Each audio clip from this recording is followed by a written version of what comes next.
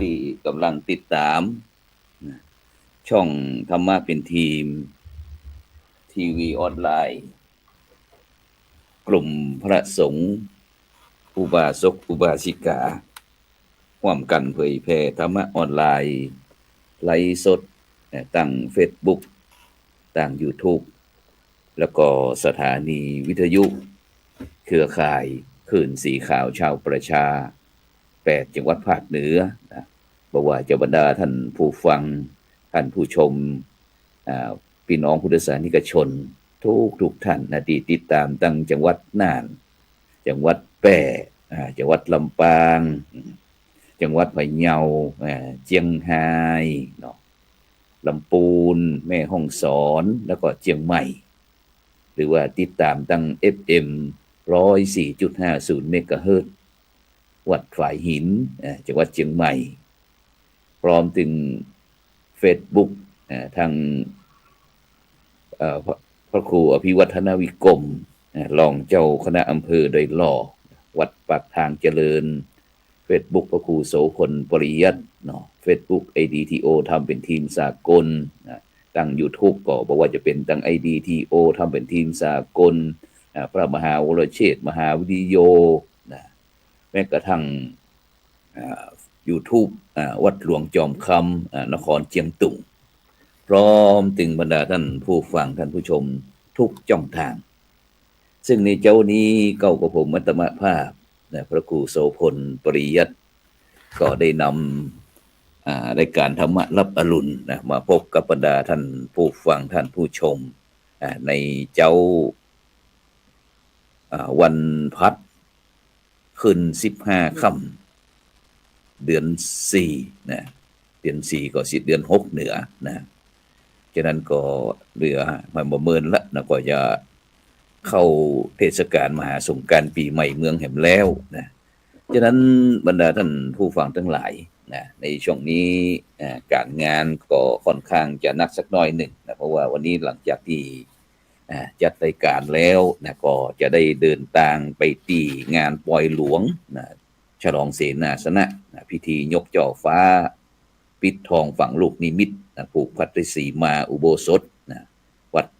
ธรรมดอกคำตำบลน้ำแป่อำเภอป้าวจังหวัดเชียงใหม่ซึ่งก็มีงานตั้งแต่วันที่10เป็นต้นมาละนะวันนี้ก็วันที่13ก็จะเป็นวันสุดท้ายฉะนั้นก็อยากจะเชิญชวนบรรดาท่านผู้ฟังท่านผู้ชมพุทธศาสนิกชนทุกท่านได้ร่วมอนุโมทนากองบุญกองกุศลร่วมกับคณะศรัทธาวัดธรรมดอกคำในงานผูกพัทรศรีมาฝังลูกนิมิตจัดงานตั้งแต่วันที่10เป็นต้นมาซึ่งก็ท่านอาจารย์พระครูวินิจสดที่คุณเจ้าอาวาสวัดดอกคำพร้อมถึงปวดหลวงณรงค์ชัยปาละโกนพร้อมถึงคณะกรรมการวัดธรรมดอกคำทุกท่านก็เชิญชวนพี่น้องพุทธศาสนิกชนไปร่วมเดินถึงพี่น้องถึงอำเภอป้าวเจียงดาวที่ใกล้ๆกันก็ได้หรือว่าใกล้ต่างจังหวัดก็ได้สามารถไปร่วมการร่วมงานได้ที่วัดธรรมดอกคำตำบลน้ำแพอำเภอป้าวจังหวัดเชียงใหม่ป้าววังหิน นี่ก็งานบุญแล้วแถมงานหนึ่งก็ในวันที่15นี่ก็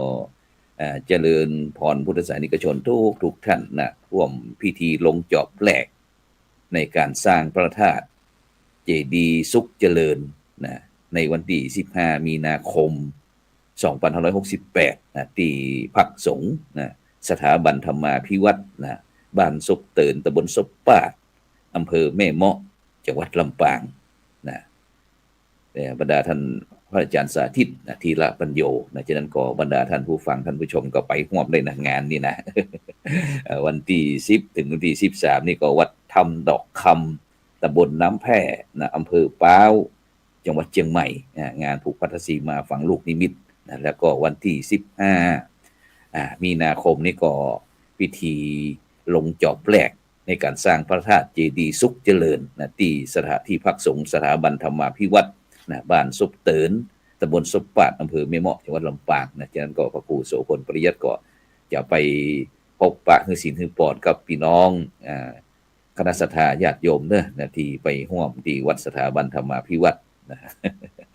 เออจะได้ก็ตามบรรดาท่านผู้ฟังทั้งหลายในช่วงนี้เป็นจะได้พ่องนะแต่ละตั้งภาคเหนือของเฮา หมอกควันเป็นจะได้พ่องฝนตกในห้องก่อนะก็ฝนตกมาบ่แบบบ่มีปีมีคุยนี่ก็2-3 วันมานี่เหมือนเนาะก็ทำให้หมอกควันต่างๆก็ทุเลาเบาบางไปลงไปตัวยนะฉะนั้นก็ถ้าอากาศร้อนนะบ่ฮู้ว่าจะโดยความตั้งใจบ่ตั้งใจของพี่น้องเจ้าบ้านนะที่ทำมาหากินเนาะ อาจจะอันมดแดงกาอันอย่างกาอีกเนาะอาจจะใช้ไฟไล่แม่มดแดงพ่องอันอย่างต่างๆก็อาจจะทำให้ฟืนไฟนั้นมันติดง่ายนะนั่นอย่างที่ยกข่าวกรณีตัวอย่างที่จังหวัดอ่าพิษณุโลกนะมีพี่น้องเจ้าบ้านได้เข้าไปเที่ยวถางเผาป่าปัดโทษนะถูกเจ้าหน้าที่ดำเนินการตามกฎหมายก็ติดคุกนี่4 ปีบรรดาท่านผู้ฟังทั้งหลาย แล้วก็ปรับแห่ม100 กว่าล้านนะฉะนั้นก็ต้องระมัดระวังวันก่อนก็หันที่จังหวัดลำพูนลำพูนตังเมืองลี้นะทำให้ควันขโมงชงช่างไปเหมือนกันนะฉะนั้นก็การหมอกควันนี่บรรดาท่านผู้ฟังทั้งหลายแต่ก่อนนี้ถ้าเฮาวันนี้ก็อาจจะว่าไล่ยุงไล่หินนะทำกำจัดวัชพืชอย่างต่างแต่ในปัจจุบันเนี่ยนะที่ชีวิตที่เฮาดำเนินมาด้วยความ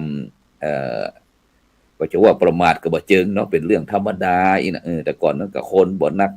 พื้นที่อากาศก็บ่เหมือนเดี๋ยวนี้นะอากาศก็เย็นสบายก็อาจจะบ่ค่อยมีพิษมีภัยแต่เท่าใดแต่ในปัจจุบันนี้หมอกควันที่ว่านี่บรรดาท่านผู้ฟังทั้งหลายเพิ่นฮ้องว่า PM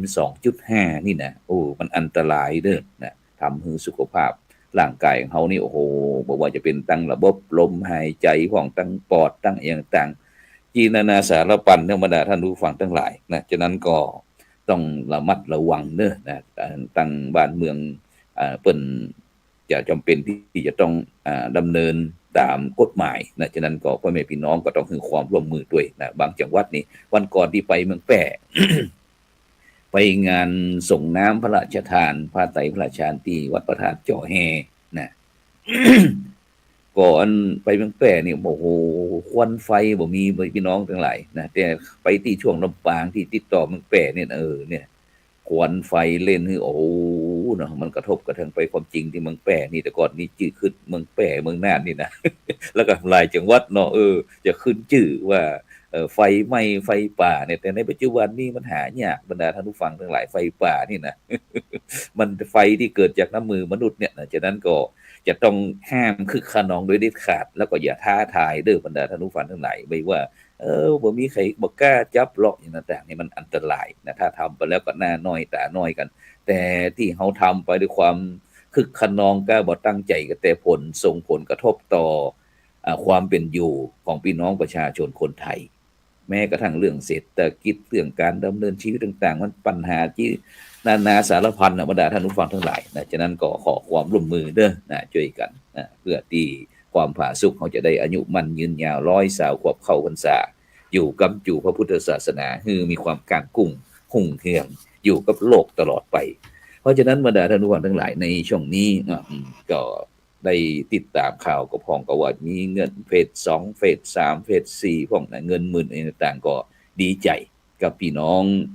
ประชาชนคนไทยด้วยนะที่ได้รับการดูแลจากทั้งภาครัฐภาคเอกชนต่างๆนะอย่างวันก่อนนี่ก็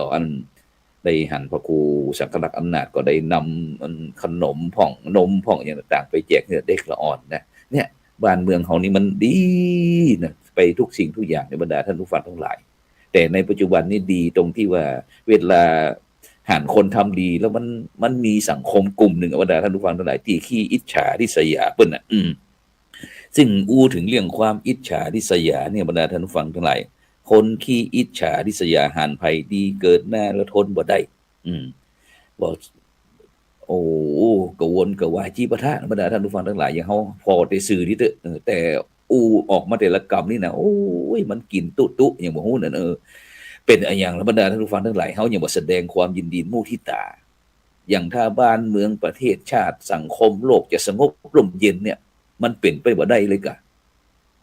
อยากจะถามหมู่นี่เหมือนกันเนาะที่เปิ้นทำมันยังบ่ดีสักสิ่งสักอย่าง เอาดีใส่ตัวเอาชั่วคนอื่นคนตรงนี้บรรดาท่านผู้ฟังแต่เป็นห้องว่าคนขี้อิจฉาริษยาซึ่งองค์พระสัมมาสัมพุทธเจ้าตรัสว่าอรติโลนาสิกาความริษยายังโลกาหรือว่าโลกเนี่ยมันพินาศพินาศ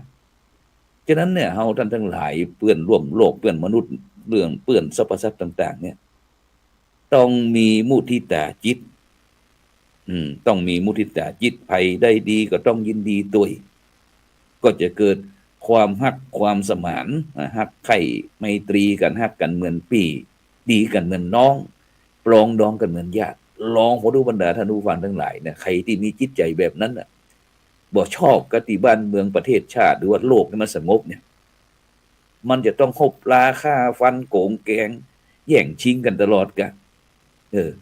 ลองเปลี่ยนวิธีคิดวิธีทำพอลูกเพียงเปลี่ยนความคิดชีวิตก็เปลี่ยนเพราะฉะนั้นเนี่ยถ้า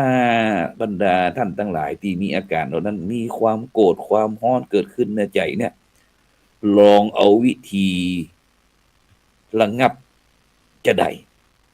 ลองคนเด้อนะท่านที่มีอาการทั้งหลายเหล่านั้นลองนับ1ถึง10ถ้านับ1ถึง10มันยังบ่หายลองนึกถึงความดีที่เฮาเคยดีต่อกันนะแล้วก็ยังบ่หายที่นึกพอเขาดูมันบ่สบายร่างกายก็บ่ค่อยดีถ้าสถานะการทำมาหากินก็บ่ดีลองนึกพอดูนะ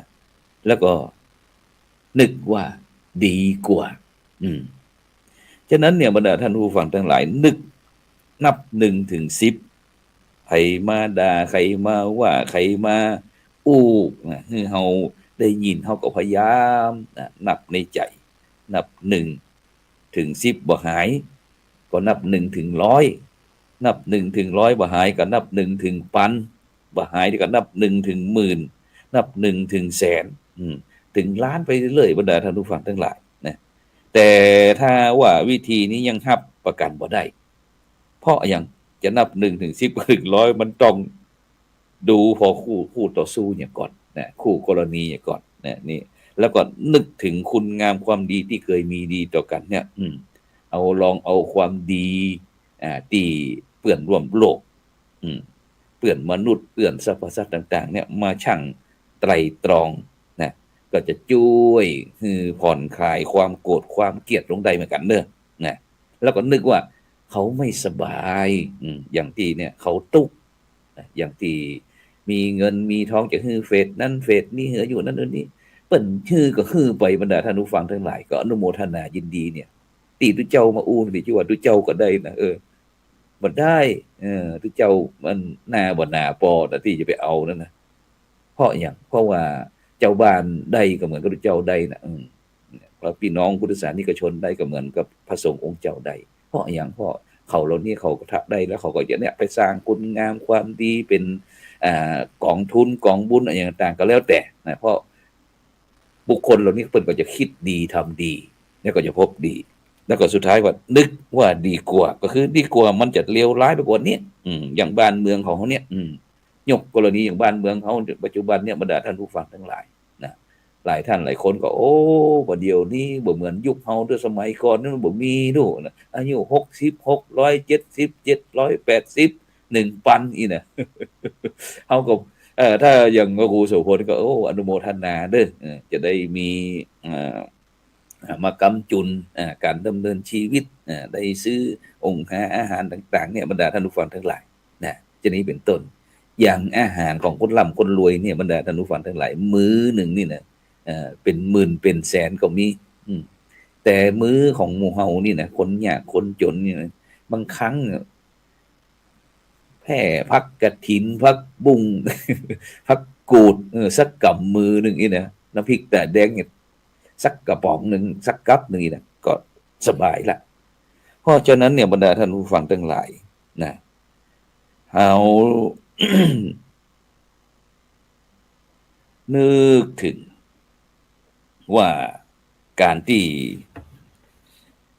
คนเฮาอิจฉาริษยากันเนี่ยนะซึ่งเฮาบ่มันเป็นธรรมคือ ไปที่ไหนมันมีเกิดแต่ความทุกข์ความเดือดความร้อนความไหม้บรรดาท่านผู้ฟังทั้งหลายเพราะว่าไฟที่ว่าอันนี้เนี่ยนะไฟอิจฉาริษยาเนี่ยมันบ่ดีฉะนั้นถ้าบุคคลใดท่านใดได้ฮู้ได้ฟังแล้วก็ลองเอาไปปรับใจนะเฮาก็จะอยู่ในโลกนี้นะได้อย่างมีความสุขเพราะฉะนั้นเฮาก็เหมือนกันบรรดาท่านผู้ฟังทั้งหลายใครมาด่าใครมาว่าเฮาก็ลองนึกว่าดีกว่าคือดีกว่าที่เฮาจะไปว่าเขาทำร้ายเขา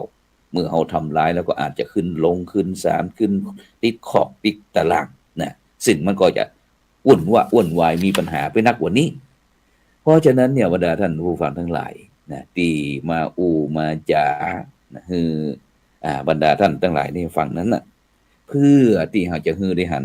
โทษของความโกรธหันประโยชน์ของความเมตตาคนที่บ่โกรธ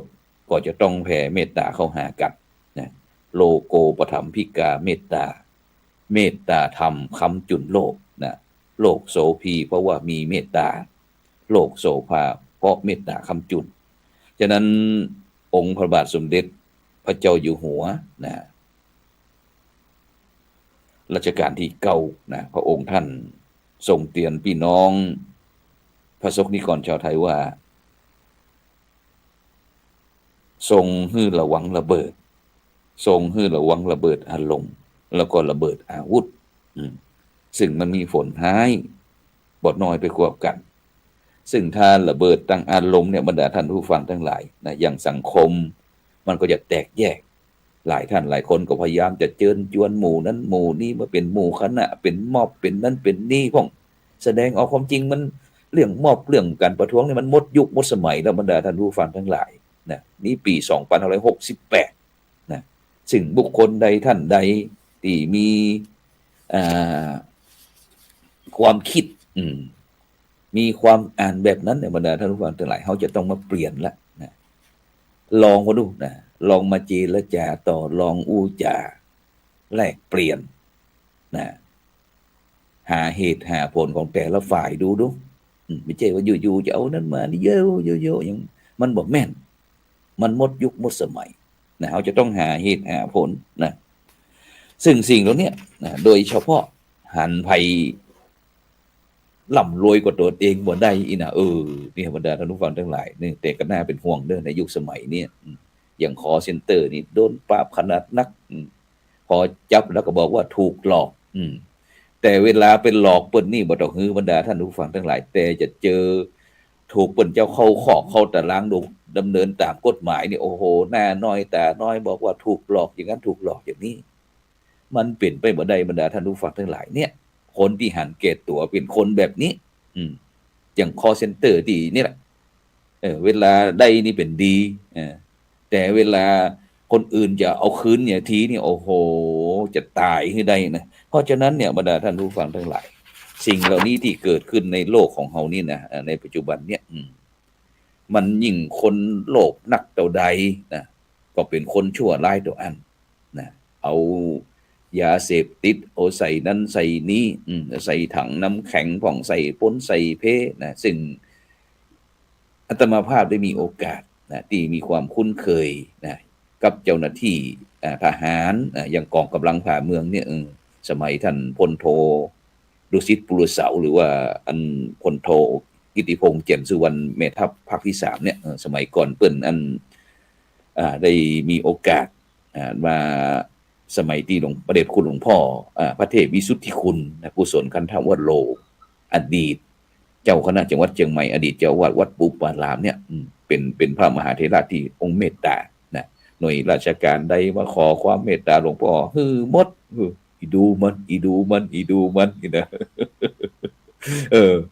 ทุกสิ่งทุกอย่างบรรดาท่านผู้ฟังทั้งหลายหมู่ราชการหน่วยงานต่างๆก็ชอบนะในความเมตตาของหลวงพ่อนะฉะนั้นก็มีโอกาสที่ได้คุ้นเคยรู้จักแล้วก็ได้เรียนรู้ถึงระบบระเบียบของชายชาติทหารนะหรือว่ากองทัพไทยส่วนเฮานี่เป็นทหารของพระพุทธเจ้าชื่อว่ากองทัพธรรมนะฉะนั้นกองทัพไทยกับกองทัพธรรมเนี่ยมาบูรณาการร่วมกันเนี่ยโอ้บรรดาท่านผู้ฟังทั้งหลายอย่างแต่ก่อนนี่นะ บอกว่าจะเป็นเรื่องการสวดมนต์หมู่ทำนองสรพันยะการบรรยายธรรมการตอบปัญหาธรรมะทำกิจกรรมเกี่ยวเนื่องในวันสำคัญทางพุทธศาสนาเนี่ยอาจารย์พระครูโสพลนี่ก็จะมีเครือข่ายอย่างตั้งทหารนี่บอกว่าจะเป็นพลตรีนเรศจิตรลักษณ์พันเอกวิรสิทธิ์จันแดงคนพันโทธีรพลศรีจันทร์นี่นะพร้อมถึงอนุศาสตร์ทั้งกองบินพ่องนาวาอากาศเอกปฏิบอย่างต่างๆเนี่ยบรรดาท่านผู้ฟังทั้งหลายก็จะทำงานร่วมกันไม่ว่าจะเป็นสำนักงานพุทธศาสนาวัฒนธรรมทหารตำรวจไปหมดทำงานร่วมกันนะฉะนั้นเขาเลยมีภาคีเครือข่ายทำงานเลยแบบสบายๆนะปีหูสองน้องหูหนึ่งช่วยกันหั่นช่วยกันนี่โดยเฉพาะในปัจจุบันเนี่ยบรรดาท่านผู้ฟังทั้งหลายนะสถาบันครอบครัวนะเป็นสิ่งที่สำคัญเช่นเดียวกันนะซึ่งโดยเฉพาะปัญหาสังคมครอบครัวนะถ้าเขาบอกอยากให้ครอบครัวแตกแยกนะเพราะบุคคลทั้งสองฝ่ายจะต้องไว้วางใจให้เกียรติซึ่งกันและกันมีความซื่อตรงจงฮักแล้วก็นักแน่นนะซื่อตรงคือบ่คดบ่โกงบ่หลอกลวงกันจงรักก็คือจริงจังจริงใจต่อกันและกันนักแน่นก็คือความอดทนนะอดกันเพิ่นบอกว่าชีวิต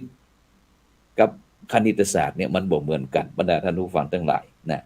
มันบ่เหมือนกัน1 + 1 เท่ากับ 2แต่ชีวิตศาสตร์เนี่ย1 + 1 เท่ากับ 1ก็คือเอาคน2คนเนี่ยมาเป็นคนคนเดียวกันเอาคน2ตระกูลเอามาเป็นตระกูลเดียวกันเพราะฉะนั้นเนี่ยบรรดาท่านผู้ฟังทั้งหลายก่อนแต่งเปิ้นเปิดตาให้กว้างเปิดหูให้กว้างดูกันให้ทวนทีคือหันข้อดีข้อเด่นของข้อด้อยของแต่ละคนของกันและกันจนสามารถให้อภัยกันได้กู้ชีวิตกู้ครองมันต่างจากกู้ขากู้ขามันคู่ชั่วคราวชั่วยามแต่คู่ครองมันต้องอยู่กันเมินๆนะอยู่ทำไมเท้ายอดทองกระบองยอดเพชรชีวิตนะมันมีตั้งกู้บุญกู้บาปกู้บุญนี่มีอยู่2กู้ด้วยบรรดาท่านผู้ฟังทั้งหลายกู้บุญมีอยู่2กู้ก็คือกู้สุขกู้ทุกข์กับกู้สร้างกู้สมกู้บาปนี่ก็มี2กู้เหมือนกันนะมีคือกู้เวรกู้กรรมกับกู้ล้างกู้ผ่านฉะนั้นวันนี้ก็อยากจะนำกู้บุญกู้สุขกู้ทุกข์มาให้บรรดาท่านผู้ฟังทั้งหลายเพื่อที่จะได้ฟังแล้วก็ลองนำประยุกต์ใช้ในการดำเนินชีวิตอย่างกู้สุขกู้ทุกข์นี้อย่างดูอันพระเวสสันดรบรรดาท่านผู้ฟังทั้งหลายกับนางมัตสีที่เป็นชาดกพระเวสสันดรชาดกที่เฮาท่านทั้งหลายมีความคุ้นเคยนะสุขด้วยกันทุกข์ก็ทุกข์ด้วยกันเปิ้นฮ้องว่ายามสมบูรณ์ได้ร่วมยศคราอัปยศบ่ขอย้ายบ่เป็นชาบหลายสิ่งบ่เป็นหญิงหลายใจนี่คืออันยกตัวอย่างพระเวสสันดรกับพระนางมัตสีคู่สุขคู่ทุกข์ส่วนกู้สร้างกู้สมต้องช่วยกันสร้างฐานะจากสิ่งที่บ่มีคือมันมีพัดลมบ่มีตู้เย็นบ่มีข้าวบ่มีน้ำบ่มีเนี่ยคือมันมีแล้วก็สมคือเหมาะสมกันด้วยประการตั้งปวงนี่คือกู้สร้างกู้สมส่วนกู้เวรกู้กรรมได้ยินเสียงปีพาดขึ้นบ่ได้เนี่ยปัดโธอยู่กันโดยเวรอยู่ด้วยกันได้กรรมแต่ก็แยกกันบ่ได้บรรดาท่านผู้ฟังทั้งหลายเข้าตำราว่าผัวดุเมียหายต่างสายต่างสัตว์ลงศอกตอกมัดกันเจ้าละวันผีเฮียนตกใจหนีไก่จากบ้านสาบแจ้งให้มันระยำอัปปีนะทำมาหากินก็บ่มีวันเจริญนะไอ้พวกเพลิดเพลินผัวผีเมียผีนี่นะ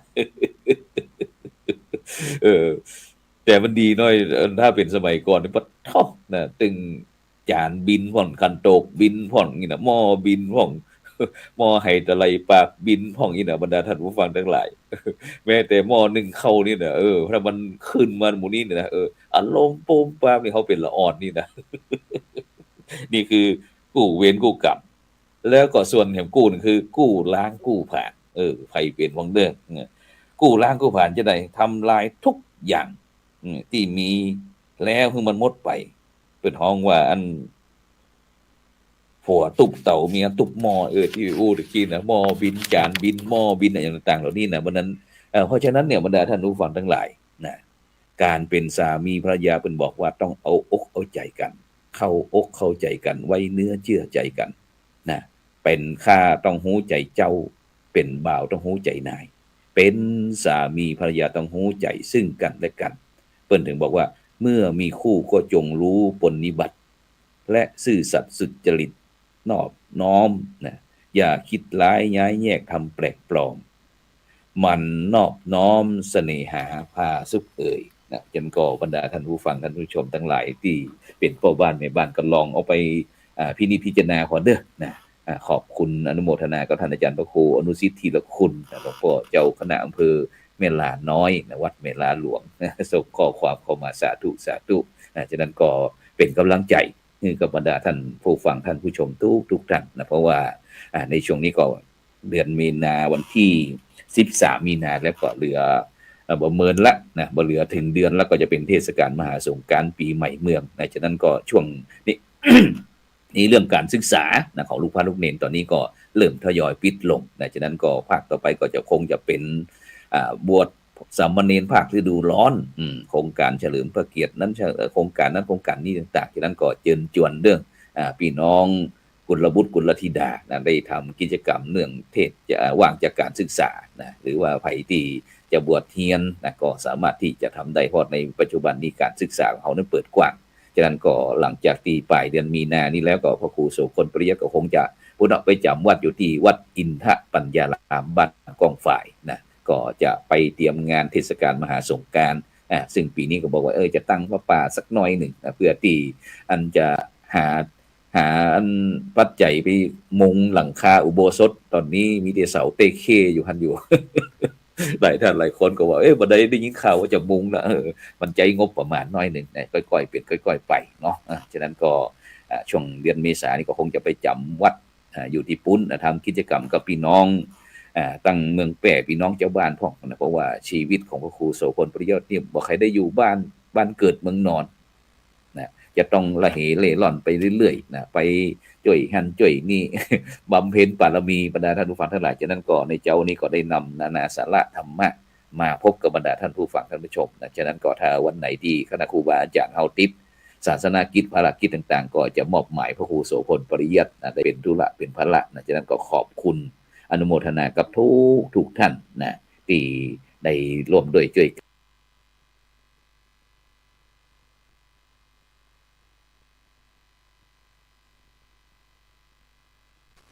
การสร้างสรรค์สังคมประเทศชาติของเฮาเนี่ยคือมันมีความการกุ้งหุ่งอย่างมีความสงบลมเย็นเป็นสุขนะอย่างยั่งยืนนะฉะนั้นก็สำหรับในเจ้านี้ก็ขอกล่าวคำว่า